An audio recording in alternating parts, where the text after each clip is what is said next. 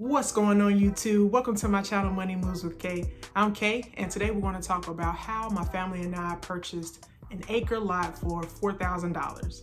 We're going to discuss in this series, this is episode 1, we're going to discuss how to start an Airbnb business from ground up. So from scratch, we're going to develop some land, place a guest house on it, and rent it out as an Airbnb. So if that's something you're interested in, please stay tuned for the video. All right, so the reason you're here is you want to know how in the world did we purchase the land, because that's the first step when you try to build a property, right? So let's back up. We're using a construction loan with our VA loan. So my husband served for 20 years in the military.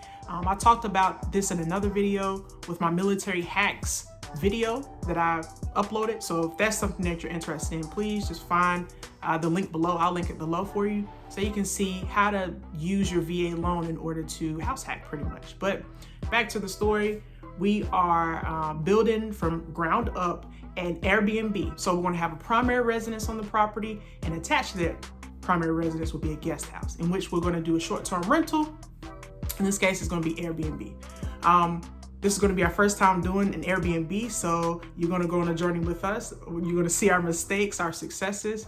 We're also going to talk about how much money we make, our first guest, and monthly profit statement, so that you understand that this business is a profitable business, but also that you can do it too. So that's my whole thing with the entire channel, is to do it in front of you so that you get the courage and the motivation to start something new yourself. And in this case, this is a money-making idea. This is definitely a money move in which you can make money for you and your family. So how do we find a piece of land for $4,000, you may ask? And we purchased that property on a surplus list. So let me go ahead and disclose now that I was a wholesaler for a couple of years, and now we're cash buyers. But when I was a wholesaler, I would find these properties, pretty much they're wedge deals, but I would find these properties for extremely low. My lowest deal that I got under contract was about $800. So I would find the property, put no money down, find a cash buyer, and connect pretty much the cash buyer and the seller together. And I wouldn't put any money down. You don't need credit to wholesale. And I would walk away from the closing table with a profit, with money.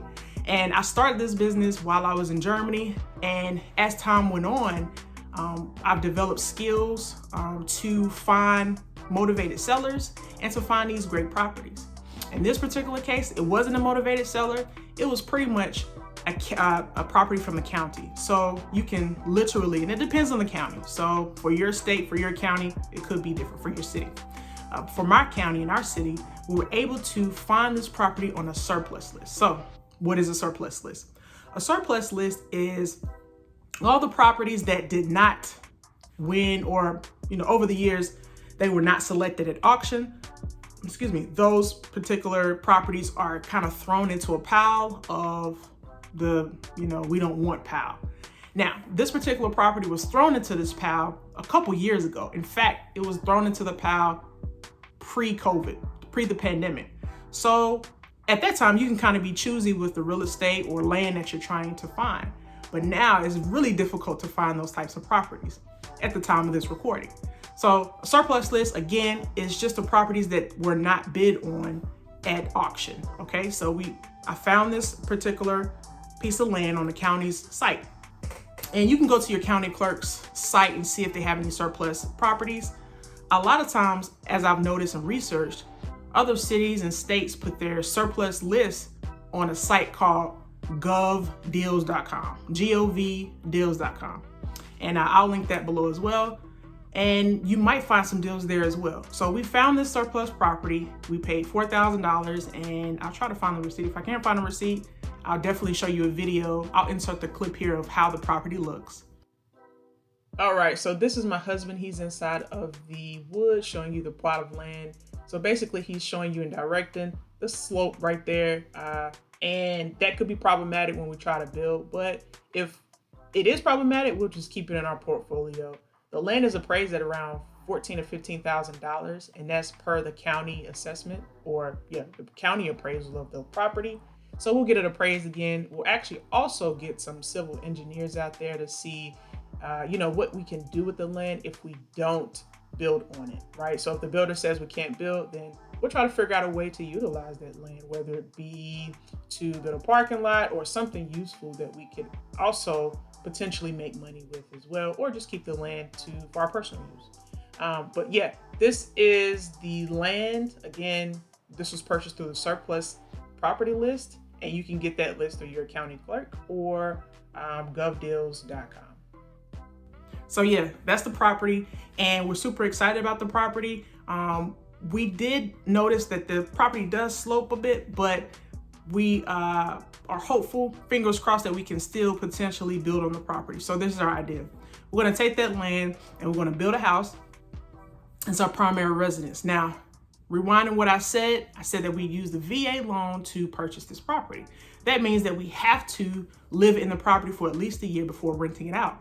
So we're gonna live in the property for maybe 1 or more years, and we're gonna have a guest house on the property as well and rent that out to an Airbnb, guest for Airbnb. Now, my mom is a traveling nurse, so that makes it kind of cool because we want to try to get the traveling nurse crowd to our Airbnb because it's a longer stay. Typically, my mom says traveling nurses, she's my market research, by the way, but she says that they stay 3 months, sometimes a month, but they stay months at a time. And that's kind of what we're looking for when we're doing Airbnb, because we want longer stays. It's just, I guess, less time to find more guests or for more guests to book. And it keeps it stable for us. And that's what we're looking for. So I'll be using her a lot during this process, and I might mention her a lot during this process because I'm not a traveling nurse. She is, so she knows exactly what traveling nurses are looking for, how do they want their space organized, and or traveling physicians, whoever's traveling in the nursing field or medical field, I should say, can stay here and be comfortable. So that is what we're looking for.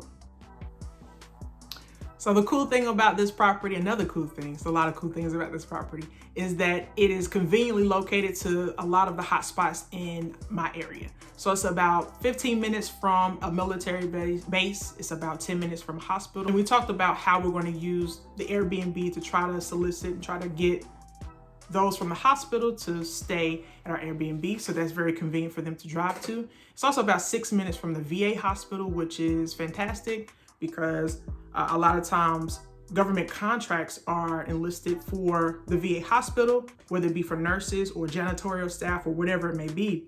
They need to service the VA hospital as well. And those particular employees and staff members need somewhere to stay as well. So instead of staying in a hotel room, they can stay at our Airbnb. I've done the research. I've done adequate research on this particular area. I've looked at AIRBNB, and from our research is good news. We'll talk about the profits and what we can get from these properties later, but it's just good news and it's good to hear. So we're keeping our fingers crossed. Please keep your fingers crossed for us that we're able to use this land because it'll be a sweet, sweet deal. So our next steps with the Airbnb is we're going to have our builder come out to the land to do a land evaluation to see if the land actually works to build.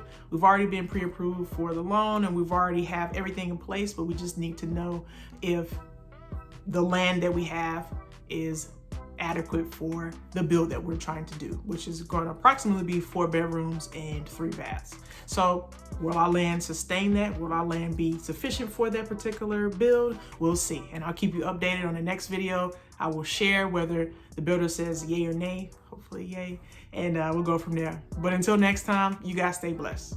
Peace.